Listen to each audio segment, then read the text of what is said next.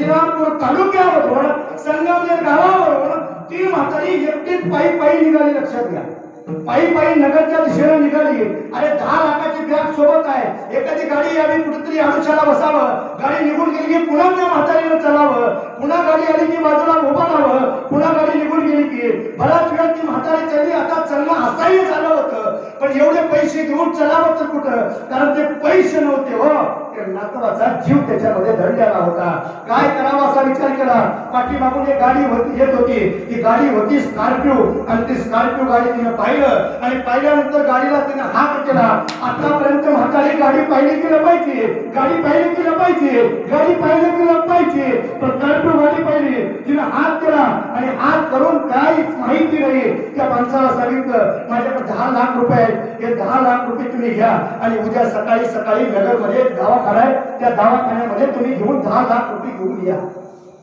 ओळख नाही, कोण आहे माहिती नाही. 10 लाखासाठी मोठी रक्कम ती म्हातारी त्याच्या हातात देते. 10 लाख रुपये दिली. म्हातारी निघून नगरला गेली, दवाखान्यात गेली. डॉक्टरांना विचारलं, माझ बाई अंदाज का 10 रुपये? डॉक्टर साहेब उद्या सकाळी सकाळी 10 लाख येतील. कोण कोण घेऊन येऊ कोण घेऊन येऊ लागले? तिने सांगितलं, कोण आहे घेऊन येऊ माहिती नाही, पण एक माणूस घेऊन येणार आहे एवढं मात्र खरं आहे, एवढं मात्र खरं आहे. गेली महाराज, सकाळ झाली.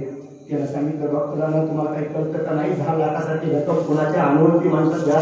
इथं ओळखीच्या माणसावर विश्वास राहिला नाही. अनोळखी माणसाच्या हातामध्ये तुम्ही 10 लाख देऊन आलात. समजा तुमचा मुलगा मेला होता, तुमचा नातू मेला होता, ऑपरेशन होणार नाही. त्यानं सांगितलं, डॉक्टर साहेब तो सकाळी येणार म्हणजे येणार, हा माझा विश्वास आहे, हा माझा विश्वास आहे. बघू, सकाळ झाली, सूर्य बघवणार. म्हातारीने खिडकी वाटत डोकावून पाहावं, स्कॉर्पिओ आले का नाही दिसत. परत जावं, खाली बसावं, थोडा वेळानं उठावं, खिडकीला जावं, स्कॉर्पिओ आले का पाहावं, नाही आली पुन्हा बसावं. डॉक्टरांनी यावं, म्हातारीला विचारावं, माय आले का, आले का? म्हातारीने सांगावं, डॉक्टर साहेब येतील आताच. किती वाजता दवाखाना सुरुवात होतो? 10 वाजता. ऑपरेशन किती वाजता? 10 वाजता. येणार येणार, म्हातारीचा विश्वास आहे. आणि तेवढ्यामध्ये 9:45 वाजले आणि 9:45 वाजल्याबरोबर ती स्कॉर्पिओ तिथं आली. म्हातारीने पाहिलं, म्हातारीचा आनंद गगनामध्ये मावळला. डॉक्टर साहेब, डॉक्टर साहेब, डॉक्टर साहेब, करा करा करा ऑपरेशनची तयारी. पण माय 10 लाख रुपये तुम्हाला काय करायचं? गाडी बघा, 10 लाख आलेले. त्या डॉक्टरांनी खिडकीतून वाकून पाहिलं आणि वाकून पाहिल्यानंतर खरंच एक माणूस हातामध्ये पिशवी घेऊन येत होता आणि येत असलेला जवळ आला, दवाखान्यामध्ये आला. डॉक्टर साहेब कशी आला आणि डॉक्टर साहेबांच्या हातामध्ये 10 लाख रुपये दिले.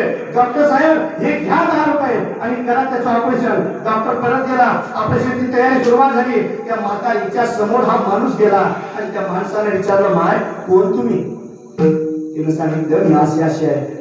तिने विचारलं, मला ओळखतं का? त्याला म्हणलं, नाही मला न ओळखला. ती 10 लाख रुपयासाठी मोठी रक्कम माझ्याकडे तुम्ही कसं काय दिली, कोणत्या भरोश्यावर दिली? त्या माईनं सांगितली, भोळी म्हातारी होती. त्या म्हातारीनं सांगितलं, आता त्यावेळेस गाडी येत होती, गाडी पाहिली लपायची, गाडी पाहिली लपायची, गाडी पाहिली लपायची.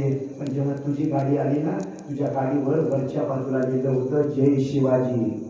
काय लिहिलं होतं? जय शिवाजी. गाडीच्या पुढल्या बाजूला छत्रपती शिवरायांचा फोटो भगव्यावर असा फडकत होता. त्या भगव्याला पाहिलं, जय शिवाजी नाव पाहिलं आणि म्हणून 10 लाख तुझ्याकडे दिले. कारण त्याच्या गाडीवर भगवा तो मावळा आणि मावळा लोकांना मातीत घालत नाही तर मातीसाठी जगतो. म्हणून